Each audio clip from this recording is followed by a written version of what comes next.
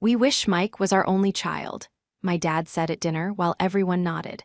I just smiled and said, "Then I'll make that happen." That one sentence set in motion a plan 6 months in the making. They thought my success was their resource to drain, but they were about to learn that the quiet daughter they ignored was the only thing holding their entire world together. This is where the story truly begins, and you won't want to miss what happens. Make sure you're subscribed to see it through to the end. We're always curious. Where in the world are you all watching from today? Let us know in the comments. The heavy, antique-smelling air of my parents' dining room always made me feel small. It was the same room I'd presented straighta report cards in, only to be met with a distracted, "That's nice, dear," while my brother Mike was praised for scoring a single goal in his soccer game. Tonight, the air was thicker, heavier. I was seated at the far end of the table, a ghost at my own family's feast. I was running on fumes, recovering from a brutal 3-month project that had nearly sent me to the hospital for exhaustion. As a software architect, I lived in a world of logic, code, and complex systems, and I had just led a team to launch a platform that was already making headlines in the tech world. I was tired, my bones ached, and I was emotionally fragile, hoping for just one evening of simple, quiet family connection. My brother Mike was holding court. At 30, he still had the boyish charm that had always made him the center of their universe. He was gesturing wildly, describing his latest venture, some app that promised to revolutionize the dog-walking industry. I'd heard it all before. His pitches were always grand, his business plans tissue-thin. "And that," Mike said, raising his wine glass, "is how you build an empire." My father, Richard, beamed. His pride was so bright it was almost blinding. "That's my boy, a real empire builder, not like some people who just, sit behind a computer all day." I felt the familiar, dull sting. I glanced at my mother, Susan, who was watching Mike with adoring eyes, completely oblivious to the barb. I chose to stay silent, picking at the roast beef on my plate. I was the one who had not only paid for the wine Mike was drinking, but also for the roof over all their heads. This house, the one my father acted as lord of the manor in, was purchased by my LLC. The investments into Mike's string of failed empires came directly from a trust fund I'd established and personally funded for the family's use. They knew I was successful, but they preferred to frame it as me having a good little job, while Mike was the visionary. "He just has that spark, doesn't he?" my mother chimed in. "Everything he touches, it just feels important." Richard laughed, a hearty, booming sound that set my teeth on edge. He leaned back in his chair, patting his stomach. "It's true, he's a chip off the old block, he thinks big." He then looked down the table at me, his gaze dismissive. "Alina, you're awfully quiet, tired from all that?" "Typing." Mike snickered. "Easy, Dad, we can't all be visionaries."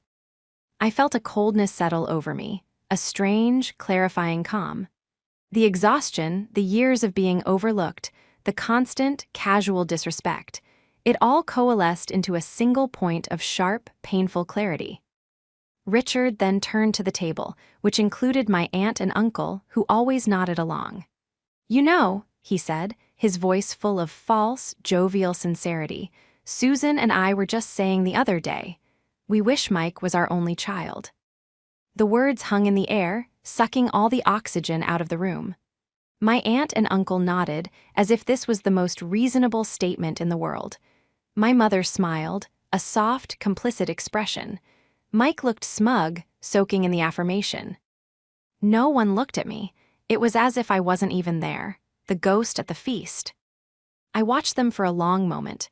I saw them for exactly what they were, not as the family I'd been desperately trying to earn the love of, but as they truly were. My father, a man living in a house he didn't own, funded by a daughter he held in contempt. My brother, a parasite disguised as a golden child.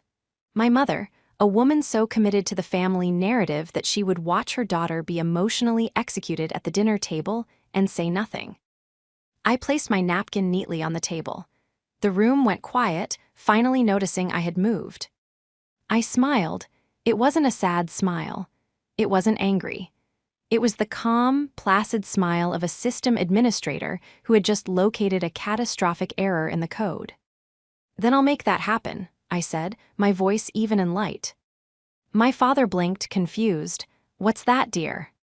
"I'll make that happen for you, Dad," I repeated, standing up. "I'll make it so Mike is your only child." The confusion on their faces was palpable. They were expecting tears, a scene, a retreat. I weren't prepared for quiet agreement. "Elena, don't be dramatic," my mother said, finally sensing a shift in the power dynamic. "I'm not," I said, picking up my purse. "I'm just obliging. It's a reasonable request." I looked at each of them, my gaze lingering for just a second. "Thank you for dinner. It was very illuminating." I walked out of the dining room, my footsteps the only sound in the house. As I opened the front door, I heard my father call out, his voice annoyed. "Well, what's gotten into her?" I closed the door behind me, the solid thud feeling like the final line of code being compiled. As I walked to my car, the cold night air felt like a baptism. The plan was already forming in my mind, a complex algorithm of disentanglement. They had forgotten who I was. They had forgotten that the person who sits quietly behind the computer is the one who builds the systems, owns the architecture, and holds all the keys. The betrayal was worse than any burnout I had ever experienced, but it was also the cure. I drove home in silence, the 20-minute trip feeling like a journey across a newly formed continent. My apartment, a clean, minimalist space that I owned outright, felt like a sanctuary. It was the one part of my life they hadn't touched, hadn't infiltrated with their expectations and passive-aggressive demands. I made a cup of tea, my hands perfectly steady. There were no tears, no storm of rage. Instead, I felt a profound, almost unnerving stillness. The problem had been identified. Now, it was time to architect the solution. For the next 2 days, my phone was silent. No calls from my mother demanding I apologize for my dramatic exit. No texts from my father telling me to stop being sensitive. No entitled messages from Mike about his next brilliant idea. Their silence was their answer. In their minds, I was the one who had misbehaved. I was the one who needed to come crawling back, repentant, to resume my role as the family's silent benefactor and designated scapegoat. On the 3rd day, the phone finally rang. It was my mother. I let it ring 4 times before picking up. "Elena," she said, her voice clipped. "No hello, no how are you?" "Hi, Mom," I said, my tone neutral. There was a sigh, heavy and put upon. "Elena, your father is very upset. You really embarrassed him in front of your aunt and uncle. You know how he is." "I know exactly how he is," I said, sipping my tea. "Well, you can't just say things like that. You know he didn't mean it." "He said it," I replied, and everyone nodded. "You nodded, Mom." She sputtered, a noise of indignation. "I was just trying to keep the peace. You know Mike is in a delicate place with his new business, and your father is so proud. You could have just let it go." "I did let it go," I said. "I let it all go." "Good," she said, completely missing the meaning. She cleared her throat, and I knew instinctively that the real reason for her call was about to surface. The pleasantries were over. "Listen, honey," she began, her voice shifting into that wheedling tone I'd come to despise. "I was just looking at the calendar, and Mike's rent for his office space is due at the end of the week. You haven't, transferred the funds for the family account yet." I stared at the wall. The family account was the trust I'd set up, the one I funded with a generous 6-figure deposit every quarter. It paid for the mortgage on their house, the house my LLC owned, though they conveniently forgot that. It paid for their cars, it paid for Mike's apartment, and it paid for the commercial lease on whatever headquarters he was pretending to run. "I know," I said. "Well, are you going to?" she asked, a new edge of panic in her voice. "He needs it, Elena, this new venture. It could be the one." "I'm not sure," I said. "What do you mean you're not sure?" Her voice was rising, losing its soft, motherly facade and revealing the sharp, grasping anxiety beneath. "It's the family money. You can't just not pay it." "It's not family money, Mom. It's my money," I said, the words landing with the simple, undeniable weight of truth. It's money I earn from the typing job Dad finds so unimpressive. Elena, this is not the time for your little rebellion, she hissed. Your brother is counting on that. You can't just pull the rug out from under him, from under all of us, your father. He won't stand for it. He doesn't have to, I said. He won't even have to stand at all. The house he's standing in is paid for by me. The ground beneath his feet is owned by me. There was a sharp intake of breath. How dare you, after everything we've done for you? I cut her off. No, after everything I've done for you, and I'm done. You'll regret this, she shrieked. You'll come crawling back and I won't, I said, and I hung up the phone. I sat there as the adrenaline began to fade, replaced by that same cold, clear calm. Is was the first test, and I had passed.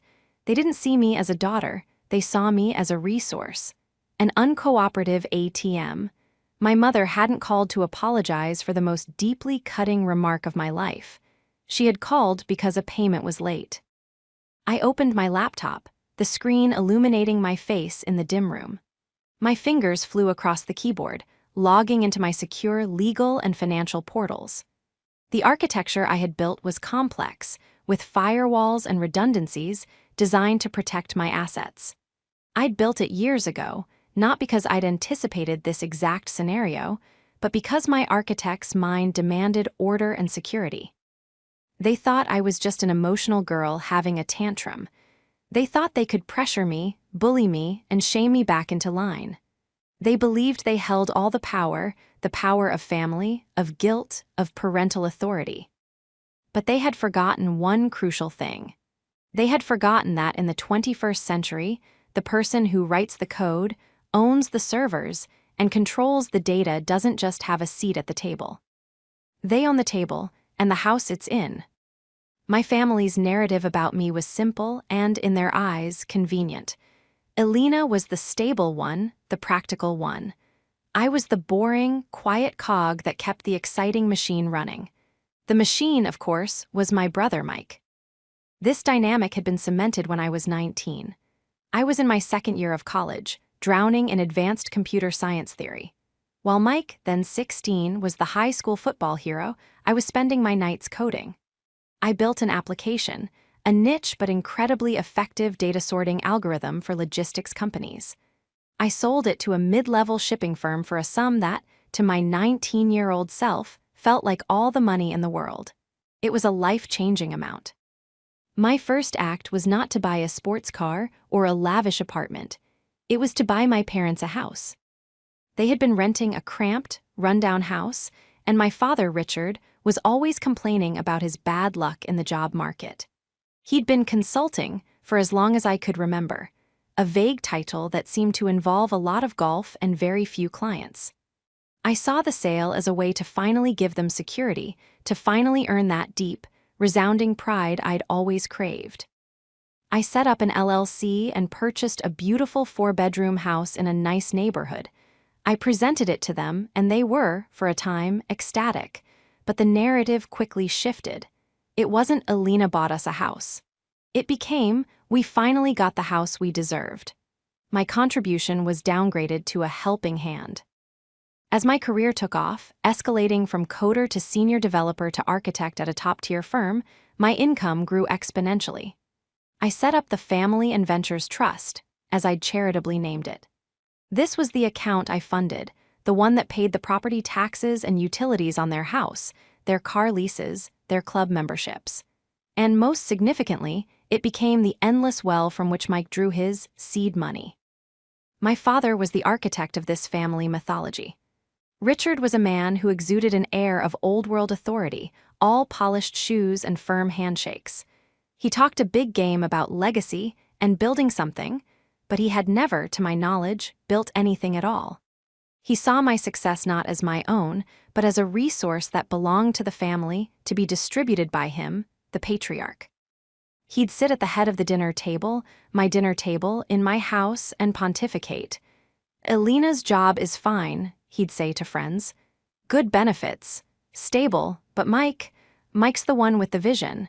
He's the one who's going to put the family name on the map. My typing job was a source of private amusement for him, something nerdy and insubstantial. He didn't understand what I did, and he had no interest in learning. I could have told him that the typing I did was currently powering the entire backend of one of the nation's largest e-commerce platforms, but he wouldn't have understood. It was easier to see me as the dutiful daughter with a high-paying, unglamorous job. Mike, in contrast, was all flash. His ventures were always flashy: a subscription box for artisanal jerky, a bespoke sneaker cleaning service, and now the dog-walking app. They all had one thing in common: they were terribly run and hemorrhaged money. My money. The dynamic was this: Mike would have an idea, my father would declare it genius, and I would receive a call from my mother about investing in Mike's future. My attempts to introduce business plans, to ask for metrics or projections, were met with offense. "Elena, this is family," my father would say, his voice full of disappointment. "We don't treat family like a bank. This is about belief." But that's exactly what they treated me as: a bank, an invisible, unfeeling, infinitely replenishable bank. My mother, Susan, was the emotional enforcer. She was the one who would call me, crying about how stressed my father was, or how Mike was on the verge of a breakthrough if only he had a little more capital. She wielded guilt like a surgeon's scalpel, precisely and devastatingly. This entire ecosystem, this house of cards built on my labor and their entitlement, was what I was up against. They hadn't just insulted me, they had fundamentally misunderstood the power dynamic of the last 15 years. They saw me as a supporting character in the Mike show. They had forgotten that I was the executive producer, the writer, and the entire studio. And I was canceling the show. My call to my mother was the first domino. Now, it was time to push the next one. The rage I'd expected to feel had been replaced by a quiet, focused resolve. This wasn't an emotional outburst. This was a system decommission. The morning after the call with my mother, the fog of exhaustion and emotional shock finally lifted. It was replaced by the familiar, electric hum of a problem that needed solving. I was no longer a hurt daughter. I was an architect, and the system I was analyzing was my own life. It had critical vulnerabilities that had been exploited for years. It was time for a patch. My first call was to Ben Carter, my lawyer. Ben was a sharp, no-nonsense corporate attorney who had helped me structure my LLC and the trust fund years ago. He had, at the time, raised an eyebrow at the one-sided nature of the trust. "Ben, it's Elena," I said, pacing my living room. "Elena, I saw the launch metrics for your new platform. Congratulations. You're going to make a lot of people very rich." "Thanks, Ben. I need to talk to you about another system, the Family and Ventures Trust." There was a pause. What's the crisis?" "The beneficiaries have begun to confuse the administrator with the assets," I said. "It's time for a full security audit and a controlled shutdown." Ben let out a low whistle. "Understood. Where do we start?" "We start with the assets. First, the house on Willow Creek." "The one your LLC owns and your parents reside in," he confirmed. "That's the one. I want to begin the formal eviction process. Give them the legal minimum, 60 days. "That's aggressive, Elena. Are you sure?" "They just informed me they wish I didn't exist. I'm sure." "All right," Ben said, his voice all business. "I'll have the notice drawn up and delivered by a courier by end of day. What's next?" "The trust. I am the sole trustee and the sole contributor, correct?" "Correct. You have absolute authority to dissolve it, freeze it, or set it on fire and throw it in a dumpster." "For now, just freeze it," I said. "Freeze all accounts. No more payments, no more transfers. I want to block the auto draft for the car leases, and specifically, the commercial lease for Mike's Doggy Dash, or whatever it's called this week." "Done," Ben said. "That brings me to the third item, Mike's Ventures. You've invested, and I use that term loosely, a significant amount of capital over the years." "That's my investigation," I said. "I want you to commission a full forensic audit of every dollar I've put into Mike's last 3 businesses. I have the incorporation papers. He made me a silent partner in each, though I've never seen a dime in returns." I know just the person, Ben said. She's a shark, she'll find everything. What's the endgame, Alina? Are you planning to sue him? The endgame is leverage, I said. The clever trap isn't just that I own everything, it's that I have the receipts for everything they've wasted. I'm not just taking back my property, I'm taking back my power. The rest of the week was a blur of execution. The eviction notice was delivered. The trust was frozen. The auditor began her work. The silence from my family was deafening. It was the silence of disbelief, of people who have pushed a button their entire lives, and for the first time it didn't work. They were probably huddled together, confused, angry, and still, I was sure, blaming me for overreacting. The turning point came exactly 4 days later. My phone lit up with a name I hadn't seen in a week, Mike. I let it ring, then answered, putting it on speaker. Alina, what the hell is going on? He yelled. No hello, just pure, unfiltered panic. Hello, Mike. What specifically are you referring to? My office, he shouted. The lease payment, it bounced, they're threatening to lock me out, and my corporate card was declined. What did you do? I didn't do anything, Mike, I said calmly. Or rather, I stopped doing something. I stopped funding the trust. What? You can't do that, that's our money, Dad said. Dad was wrong, I interrupted. It's my money, and I'm no longer investing in your businesses. My businesses? His voice was incredulous. This is my life, you're ruining me, you're just jealous, that's what it is. You've always been jealous of me and Dad. I almost laughed. Jealous? Mike, I've been funding your entire life for a decade. The only thing I'm jealous of is your profound, astronomical audacity.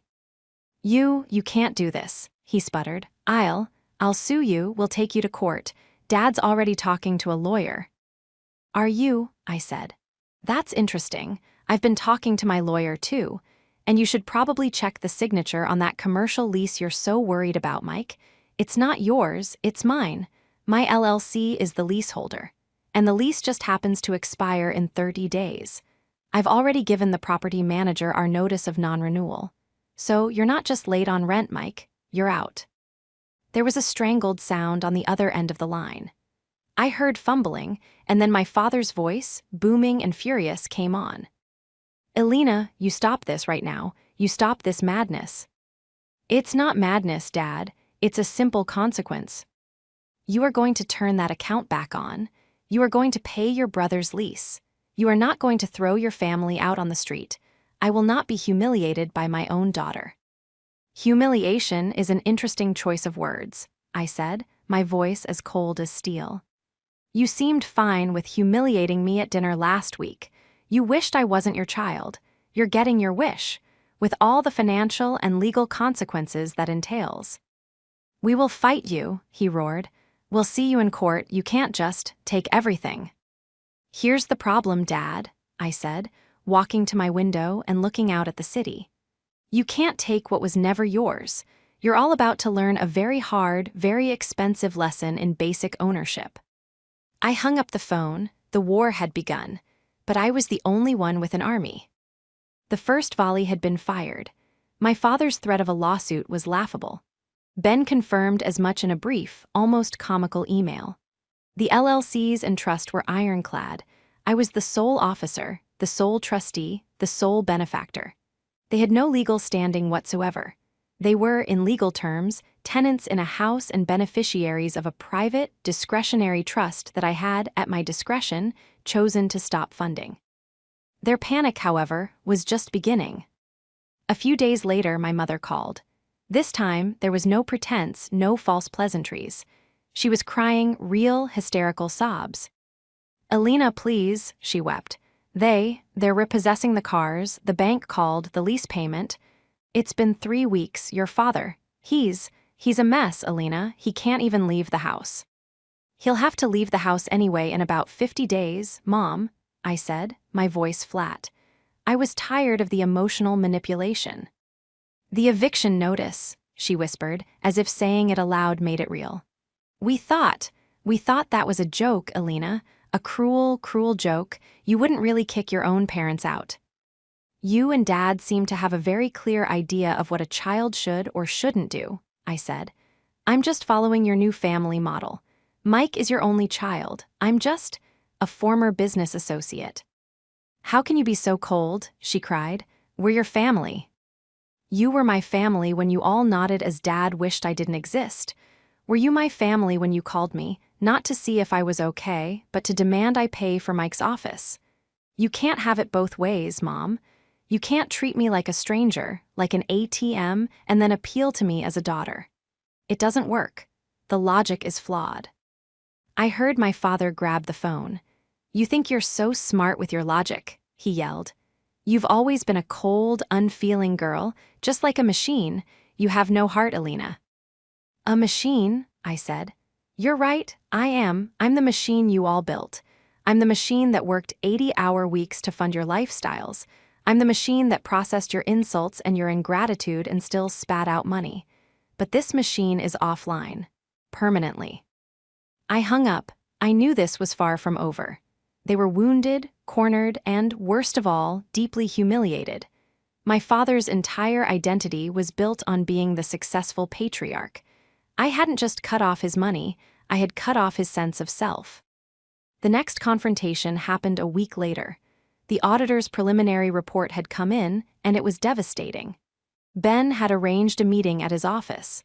I requested, strongly, that Mike be there. I had a feeling he wouldn't come, so I sent him a small, enticing text.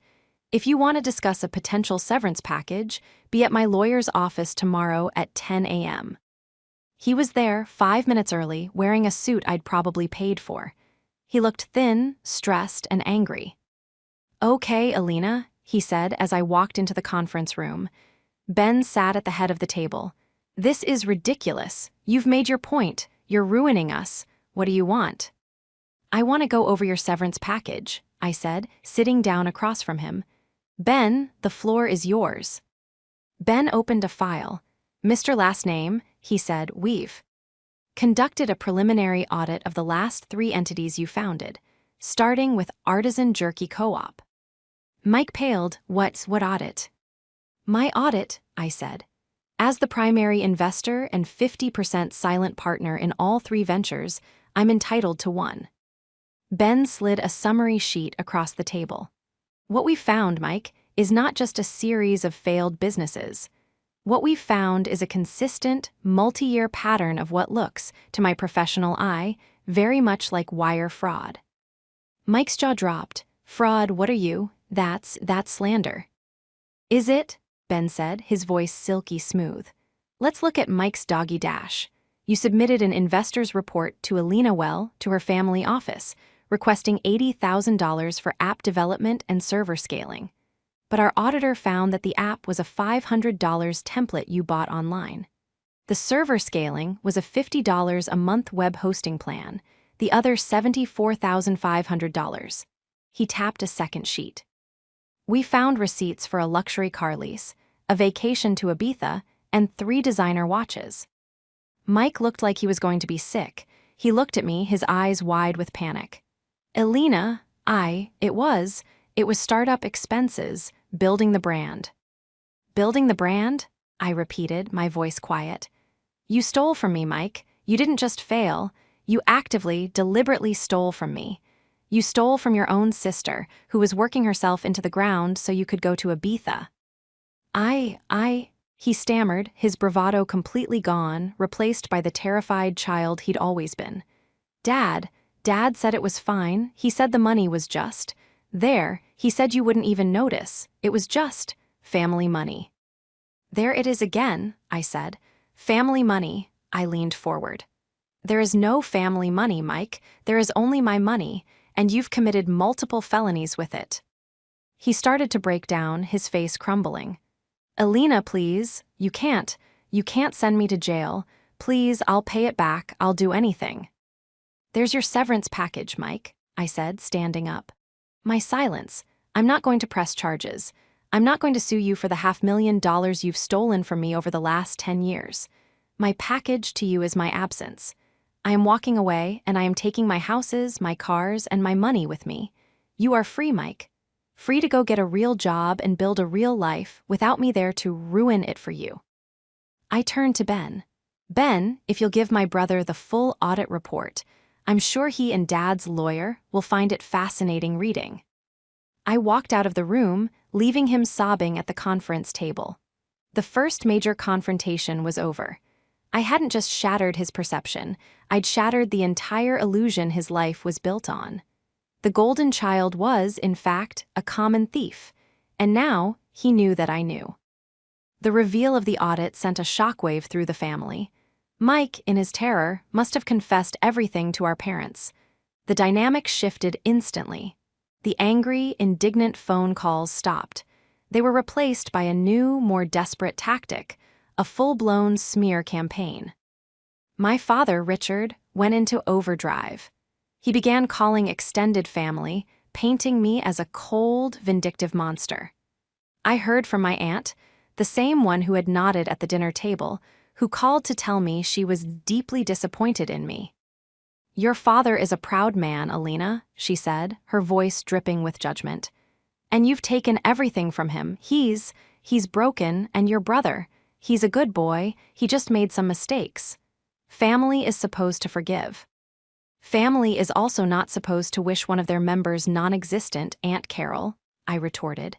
"And mistakes is a very generous word for grand larceny. You were at the dinner. You nodded.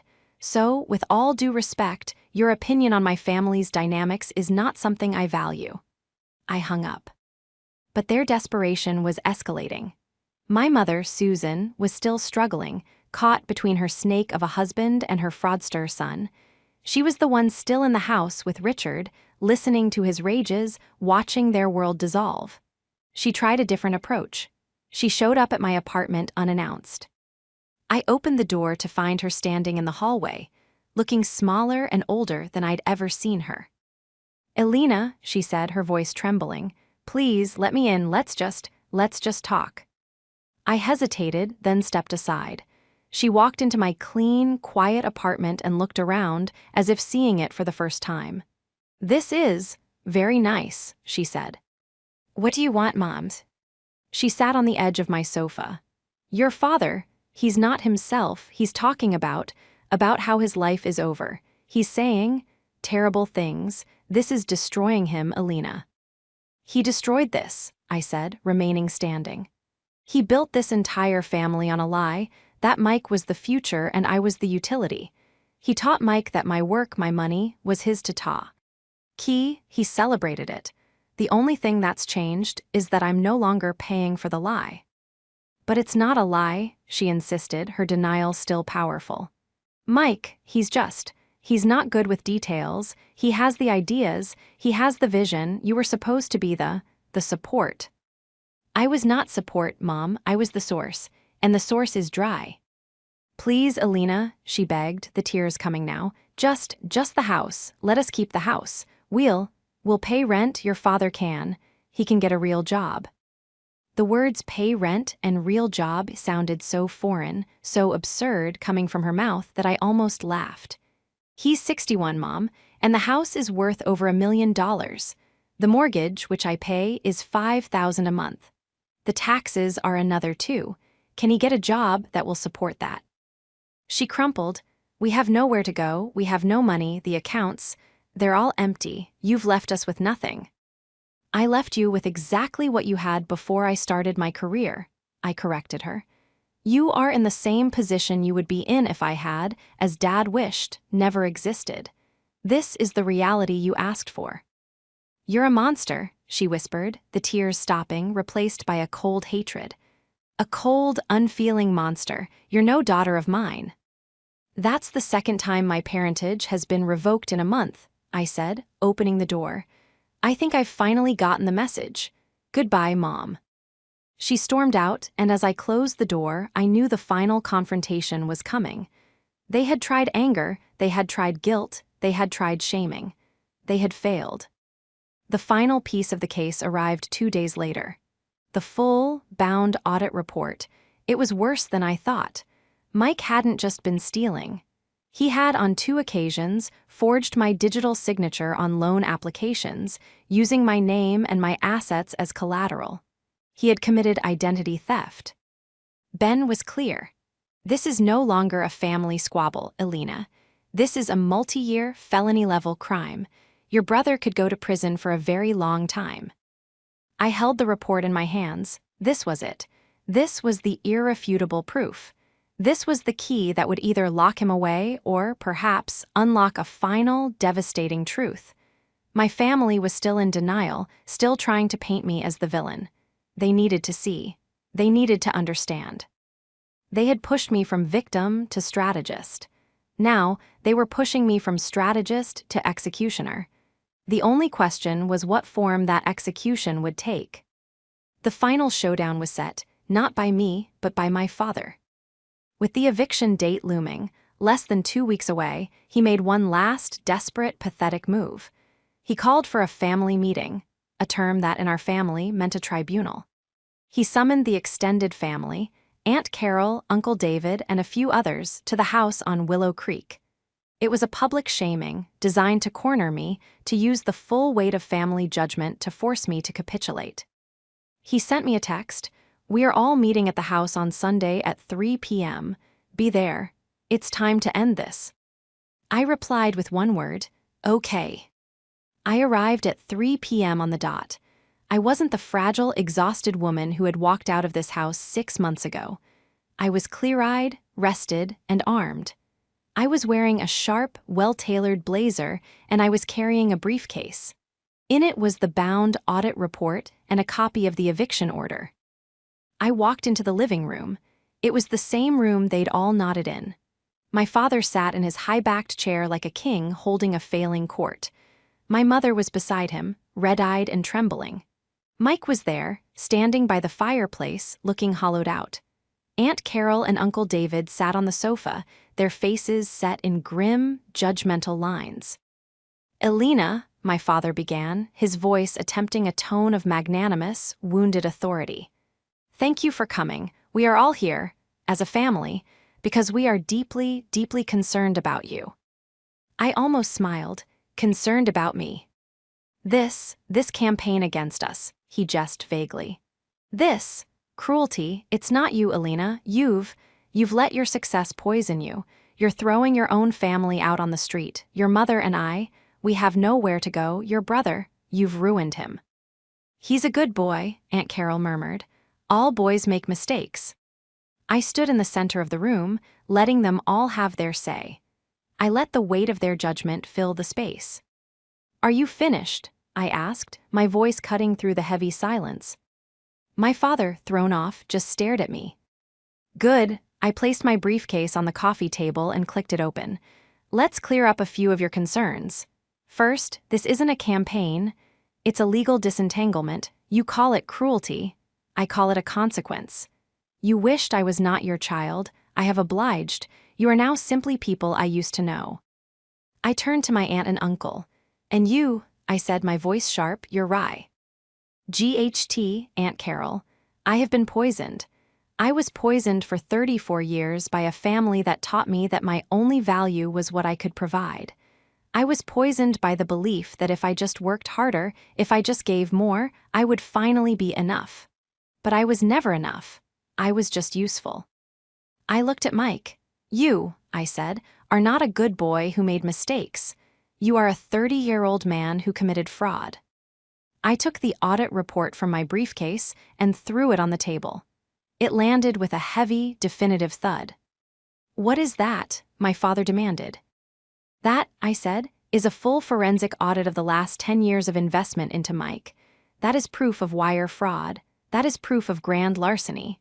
That is proof," and my voice dropped, "of identity theft and forgery. That is proof that your golden child didn't just make mistakes. He's a criminal. He forged my name on loan applications. He used my assets to secure funding for trips to Ibiza and luxury cars, all while telling me his business was failing." Aunt Carol gasped.